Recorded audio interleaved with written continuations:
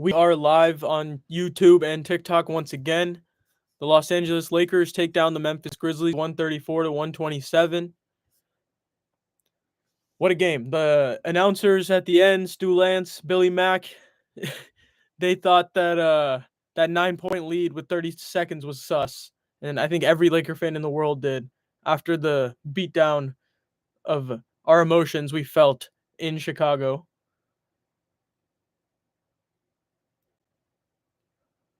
Austin Reaves, 31 points, 8 assists, 7 rebounds, 2 steals, 1 block. Great game from Austin. He was the most controlled Laker. But Luka and Dorian had the highest plus or minuses. But Dorian had some really bad stretches, but he ended up finishing 3 of 7 from 3. Thank God. Gabe Vincent, 4 of 6 from 3. He was great. Luka Doncic, 8 of 18, 11 of 12 from the free throw line. Should have been 12 of 12, but he was talking too much. Should have had 30. Austin Reaves, 10 of 10 from the free throw line, 5 of 8 from 3.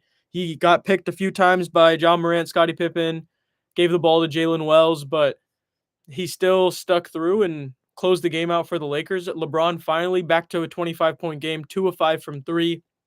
Finally. 25, 8, 6, 3 steals.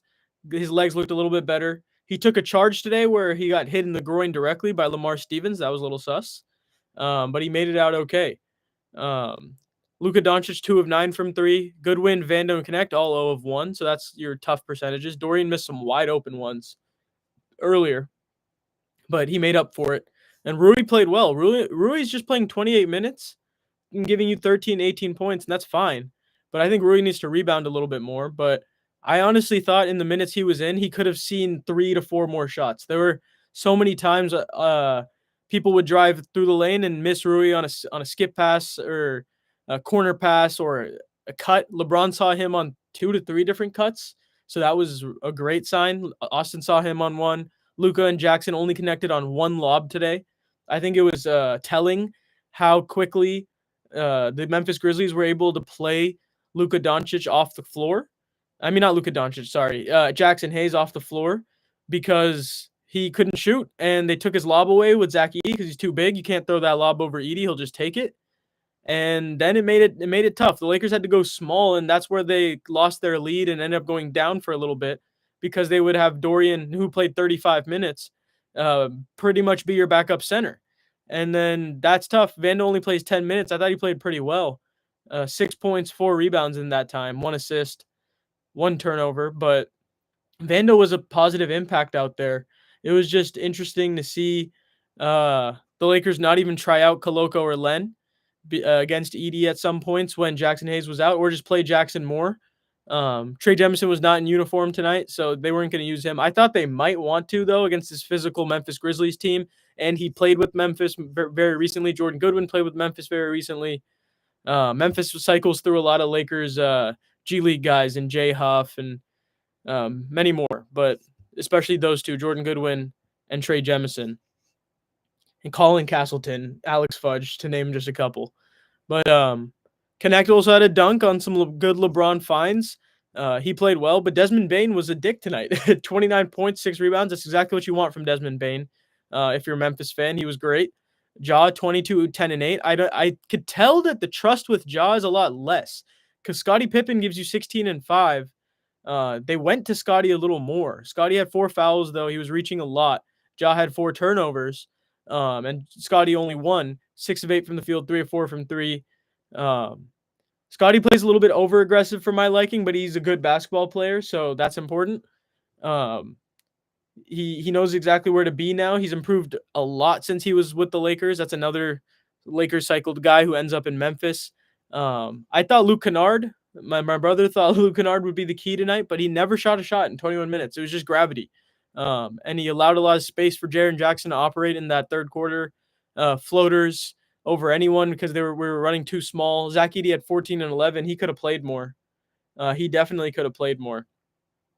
But Scottie Pippen, Ja, it's going to be interesting to watch what happens with the Memphis Grizzlies and Ja Morant's future. Is Ja Morant going to be their franchise player, or is it going to be Jaren? Is everyone going to stick together? Because the Taylor Jenkins firing is very interesting. Obviously, they have a terrible record against 500 teams. They haven't been very serious. as of late, and they've been on a skid. Now they're back down. They were the 5 seed already, but if they won today, they would have been the 4. So now they are the 5.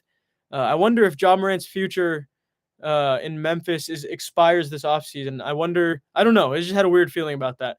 And along with Santi Aldama, I know he shaved and everything. Desmond Bane pushed him and a couple days ago, so they've had beef. But I wonder if this team's chemistry is just poor. 4 turnovers for Santi Aldama. Sean in the TikTok chat says thoughts on AR. I love AR, man.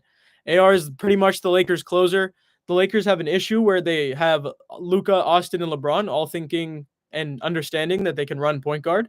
So at the end, the reason the Lakers had to call so many timeouts is because there were times that 3 of them all were in line with each other at their own free throw line.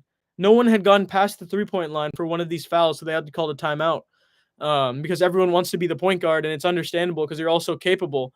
But Austin Reaves might be the best ball handler of that bunch, and most reliable mid-range to inside finisher at the end of games. I trust him so much. Like, yeah, I love AR too. I always go to shooting range. That's funny. But Austin 10 of 10 from the free throw line, very smart. Made a couple boneheaded mistakes, but then he stripped the ball on a fast break. But Luka was too slow to get back, and he tries really, really hard. But not to diss Luka or anything, because he actually played pretty good defense today. But ultimately, you give up 127. My biggest issue with that is that that's the second highest point total of the day, besides OKC. They don't count. Lakers go for the first on the night, OKC second, Memphis third, and that's ridiculous. You're just allowing too many points. If you're the Lakers, obviously you score so much, so that's what you're living with when you lose Anthony Davis and Max Christie. But you were giving up so many points, a lot of open threes, a lot of doubling. Every team's big is above 70%, it feels like recently, with Zach Edey and Zach Collins and Vooch and Jaren and all these guys who are just scoring at such a high rate, such a high rate. The Lakers' defense could really be a concern in the playoffs. I think they can easily beat the Grizzlies in a series, but if we're talking about you got to face Denver, you have to face the Warriors in the next round, or you have to face the Clippers. I think actually they have the Clippers number, but you have to face OKC, obviously. That's the biggest threat in the West. If you ultimately can get yourselves there, how the hell are you going to guard anyone? How the hell are you going to guard Shai Gilgeous-Alexander? How the hell are you going to guard Jokic, Jamal Murray pick and roll if Jackson Hayes can be played off the floor? The Lakers really needed that big trade. I'm glad they got Connect back. I was kind of hopeful it was going to be Kleba for Rob Williams. Obviously, Kleba in draft capital, but I don't think Portland really likes the Lakers like that, so they weren't just going to gift the Lakers Rob Williams. And the Knicks need Mitchell Robinson right now, so you couldn't make that trade. And you search for guys like Duren and other bigs that are young, Claxton's stuff like that, but the Lakers would be in a different spot right now. I would view them as the favorite with an athletic rolling big that can also play defense and keep you honest out there, as opposed to what Jackson sometimes does. I also think Jackson is going to be a great, great, great center for Luka for a long time. And maybe as a backup, though, ultimately, if the Lakers want to reach a nice ceiling, they need a center that's just as good as Hartenstein or better, because Hartenstein makes really sound passes. So Jackson has two, but he can't be hit on the roll if he's not ahead of the guy because there's no confidence in that. They only got one lob today because of some crazy step back 3 pulls and stuff like that. But Zach Edey proved that if you put enough size on Jackson and in the passing lanes, Luka will not throw the lob. Austin won't throw the lob. LeBron won't throw the lob. It's too risky. They'll only throw it if the center commits to them. So that's where their floater is so important. That's where their layups are so important. Their abusing drop coverage is so important. You need to see better execution from the Lakers in order to get a center involved. And my goodness, do they need a center badly? They will I will keep saying it until they get one. I will keep saying it until they get one. Lakers win it all this year on my mother's soul. I would love to see that.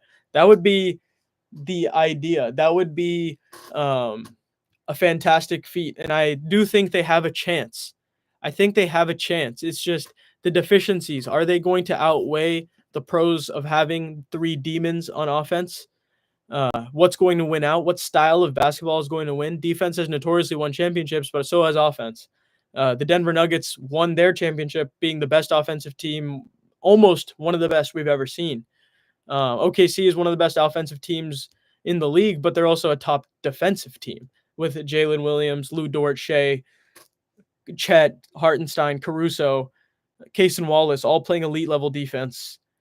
That's a lot of defenders. I don't think they can stop the Lakers guys, but I do think you have extra guys that can just keep going at your Lakers guards.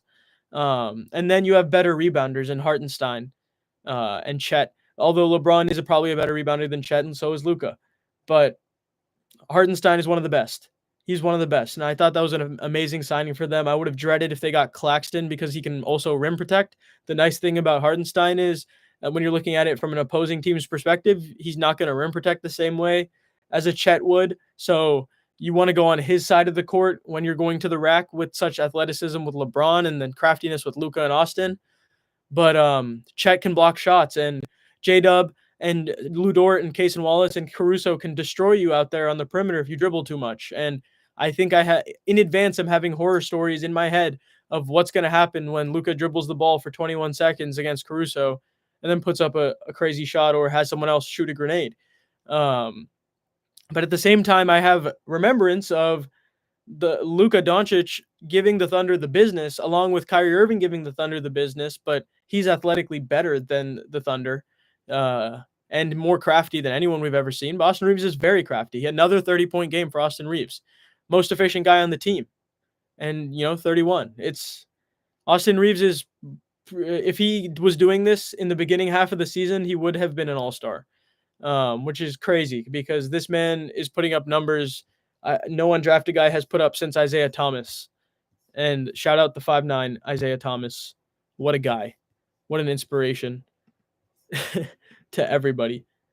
Lakers still bad, lol. I mean, their interior defense is terrible and their perimeter defense is also terrible. So besides that, they can guard in spurts really well, but are they going to get the rebound? It takes gang rebounding, and can you win a championship that way? We haven't seen it in a long time. But the Warriors won playing small, but they also had guys like JaVale McGee, Kevon Looney, Damian Jones being big role threats. Bogut was one of the better role threats that could also pass, play defense, and make the right decision. So the Lakers are going to be very dependent on like 24 minutes from a good center, likely just being Jackson Hayes. 24 out of the 48 minutes, and you need to have a center in that's playing well. Besides that, if you're playing small and you're hitting a lot of threes, you have to hit so many threes to justify playing small. And the Lakers shoot a lot of threes, as we saw tonight and as we've continued to see. And that's why they get in shootouts with guys, teams like the Chicago Bulls who lost by 1 to the Dallas Mavericks tonight. AD was 7 of 23, but they still won. The Lakers gave up 43% on three-pointers again today, same as the against the Bulls last time out, 14 of 32. But then the Lakers shot 19 of 43 themselves. So they shot 11 more threes and made 5 more as well, shot 44% from 3, and that's going to do it.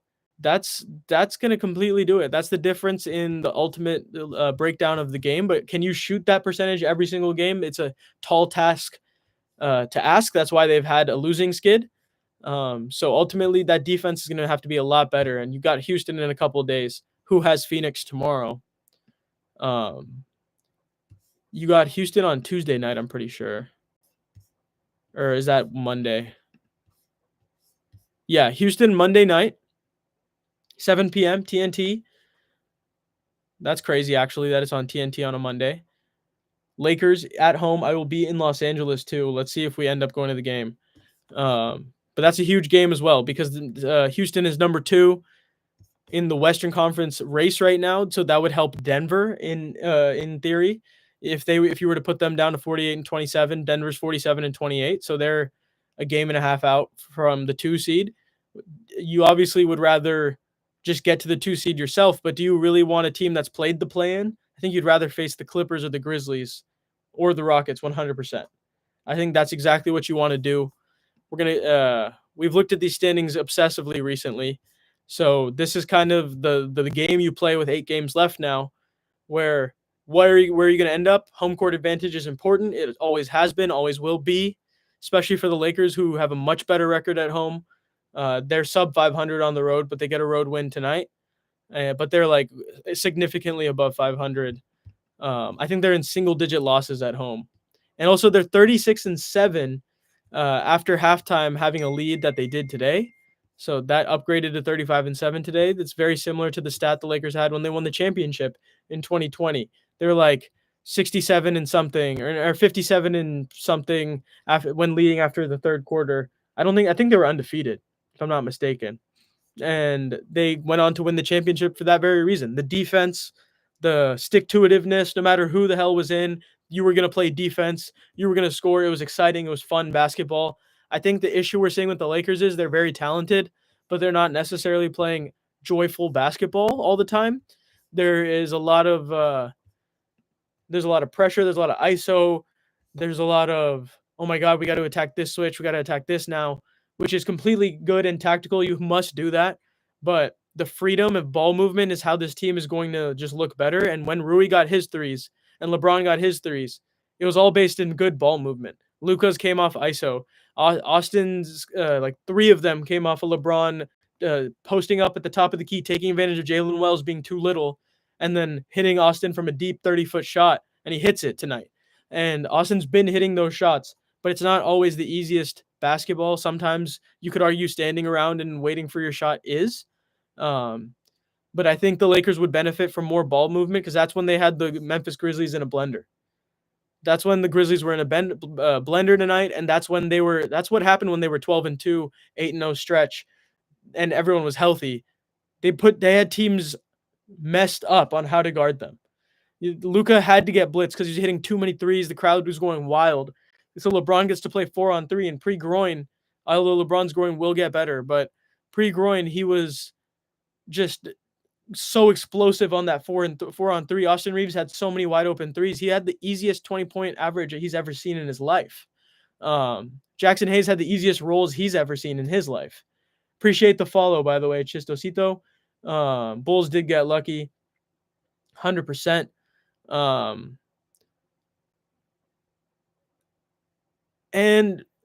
But not just 100%. The reason I paused is because LeBron gave them the ball. So LeBron did give them the ball, and that was depressing. But that's okay. We've moved on from that one now. But I think the Lakers are going to call timeouts every opportunity they have in the clutch from now on. Who cares if the game gets longer by 10 to 15 minutes? Just make sure you fucking win it. It'll be interesting to see, too, if the Lakers decide to bring in Koloko or Jemison for the playoff run off their two-way deals, waive one of Shake Milton, Alex Len, or Markieff Morris. Second place would be nice, but my thing, Chistosito, with that is that if you are second place, you face a team that's fresh off the play-in. Lakers have notoriously won as the 7th seed being fresh out of the play-in. You've played more basketball. Do you really want the Warriors or Timberwolves over the Clippers or Grizzlies? Probably not. But the Grizzlies are at risk of falling to 7 if they just keep losing. So maybe you want them if they just keep falling. But you probably won't reach the 2 unless you beat Houston and then OKC, which is a tall task. I'm pretty sure they have OKC twice to end the year. Obviously, the Lakers and Luka Doncic have good history against OKC. They don't lose very much because the Lakers had so much size and Luka Doncic and Kyrie Irving were kind of unstoppable. But it'll be hard to beat them twice. It'll be very hard to beat them twice. It'll be hard to beat them once because they are looking really good and they're just dominant. So it'll be really hard to even beat them once. But the Lakers normally have good plans for Shai Gilgeous-Alexander. Hartenstein only played 14 minutes tonight. Chet did not play.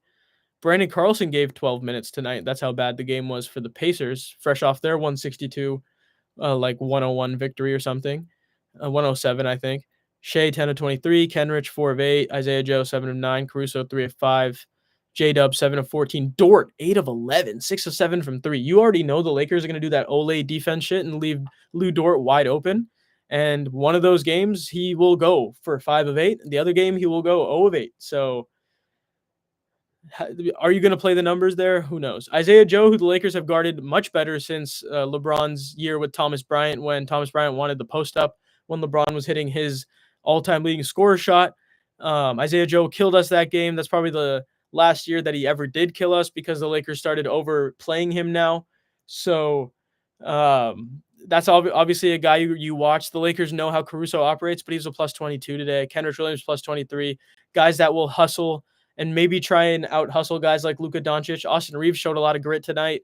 Dorian missed some hustle plays, but he made up for it a little bit later. You saw some good hustle out of Luka, not all the time, but is he going to hustle against these gym rats, in Kenrich Williams and Alex Caruso, Lou Dort? And J-Dub does hustle, even though he 19-6 made the All-Star team. I'm still shocked. Like Austin Reaves, if he was doing this 28, 8-8 this whole season, obviously that's his spot. Even 25, even 24, even 23, that's your spot. But J-Dub is a fantastic player. It's no disrespect. It's just loyalty to Austin Reaves and the Lakers and his impact. He's pretty much run the offense correctly the whole year. And we've had to watch D'Lo try and run the offense and then ultimately move to the bench. We've seen LeBron regress as a point guard because he's tired and doesn't want to dribble as much, which is very acceptable. And then we've seen Luka Doncic pound the air out of the ball, and then Austin Reaves kind of do the same thing. Appreciate the follow, Serp G. You've seen Austin Reaves kind of develop some bad habits and pound the hell out of the ball himself, but he makes the controlled decision, which is really important. And the nice thing that is so nice about Luka Doncic is, even though he'll go crazy, shoot a crazy step back, if he's caught in the air, he's not going to turn it over more than like anyone I've ever seen. Because he will turn around, see everything, and then make a random bounce pass to Austin Reaves that works. It may not always work for a bucket because it slows down the offense. I think that's a huge issue. I think the Lakers need to learn how to play a little bit faster in moments and how to play fast break a little bit better, because you need to get stops and you need to capitalize on those stops, because that's a tiring thing to do. You have guys that are not all full, like the best shaped athletes, right? So in order to execute that tiring thing of getting a stop, you got to score. You have to make it well worth your while. Because if you miss a layup in this NBA, if you miss a layup, the other team is almost certainly going to hit a three. It is like, I wonder what the rate is at this point. It feels like 99.9%, where if you miss a layup, the other team will hit a three. It happened like 3 times with LeBron, Dorian, and LeBron again, where Desmond Bane just capitalized off that, hit the three. Scotty might have hit a three. So the Lakers got to make these layups, execute fast breaks, do some 3-on-2, 2-on-1 in practice or something, and really focus in on the details, because I think they have certain details of their game plan completely figured out. They're so attached to the game plan and the tendencies and what happens, but I think they just need some basics when it comes to how to run a fast break and also how to guard 3-point shooters. That is very important. The Grizzlies aren't the same 3-point shooters Kobe White and others are, but my God, can they shake a Lakers player off the line like it's nothing? And if they wanted to apply rim pressure, they could have, but they were down 6-9, so it was hard. They kept shooting threes. But yeah, that is pretty much it. Jackson Hayes, MIO is MIP. I don't think Jackson Hayes has had a big enough body of work to be the MIP yet, most improved player. I think if he did this for a whole season, he would be in consideration. It seems like it's going to go to Cade Cunningham. I would like to see it go to Austin Reaves, who's upped his scoring average a lot, but that's just me. That could just be me being a homer. But yeah, I mean, you're also undrafted, and you become a 20-point per game scorer, 28 when your second best player is out. Pretty much run an offense that includes Luka Doncic and LeBron in it. So, like, if we're talking about all the high IQ factors of the thing of the award for Austin Reaves, he should be in heavy consideration. But Cade also, became one of the best players in the NBA, and is averaging 24, 25 a game, and he is sensational, and he's reaching his potential. I think a lot of people have trouble with that, because in reaching your potential, are you just supposed to do that? How are you most improved? Paul George also won most improved when he was a youngin'. He deserved it. So I think it's going to go to Cade, but that award needs to be worked on for next year. It needs to. There needs to be better criteria. There needs to be lesser tier players that are not even lesser tier, lesser opportunity players that are out there need recognition, because there are so many guys that do such important things for teams that don't get the daily recognition as the top scorers do, that you see highlights of on Twitter or YouTube. So I think it important to assess that rule gets changed next season, and we give recognition to like bench guys or six men or guys who become starters who are like came out of nowhere, or like, like if Jalen Wells, wasn't a rookie, he like most improved within a season, like that's always an option. Ant finna cook Luka in the playoffs. I mean, Ant hasn't really cooked Luka because the Mavs beat the Grizzlies. I mean, not the Grizzlies, the Timberwolves last season. Although Lively was huge in that series, so it'll be interesting to see if the Lakers can guard the size.